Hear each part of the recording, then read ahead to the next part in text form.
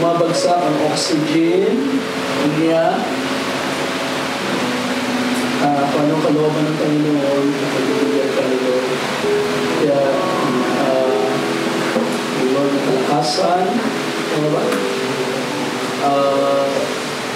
At din niya ng ayos ang kalakasan pa. Praise God. Brother Benny ba ito?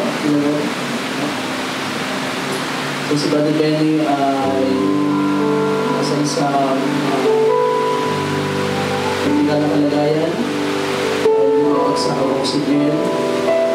So ang pamilya ay dumadalangin para sa maayos na kalagayan na ating kapatid. At si Brother Benny ay isang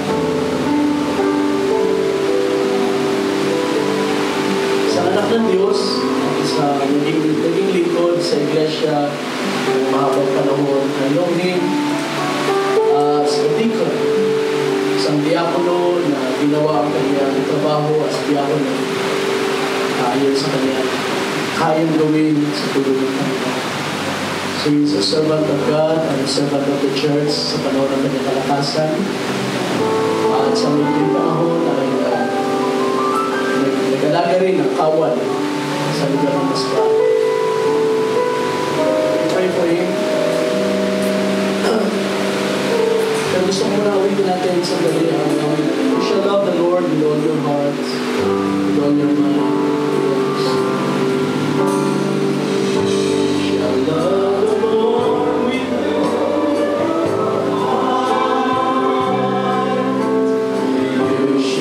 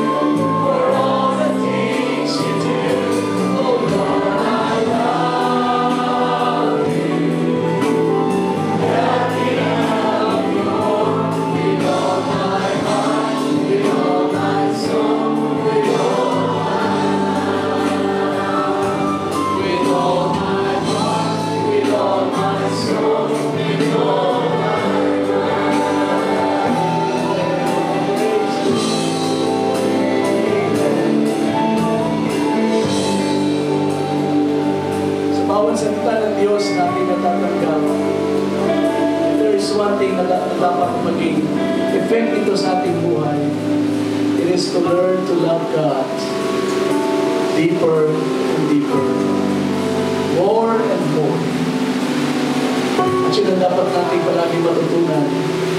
At dapat na tayo magpatulong sa Diyos. Lord, teach us to love you more. More and more. With all my heart, my soul, and my mind. There's nothing better in this life, mga kapatid. Sapagkat ang mga buhay na babalik sa Diyos ay mga buhay na naipagamit niya sa kanyang kalooban. Mga buhay na hindi nasayang.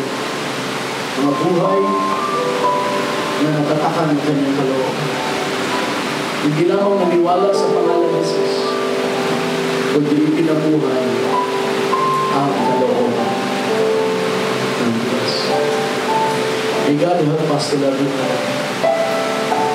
Kapag tayo magsasama muli sa gawain,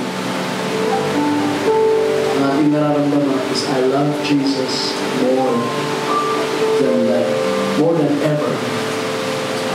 More than ever.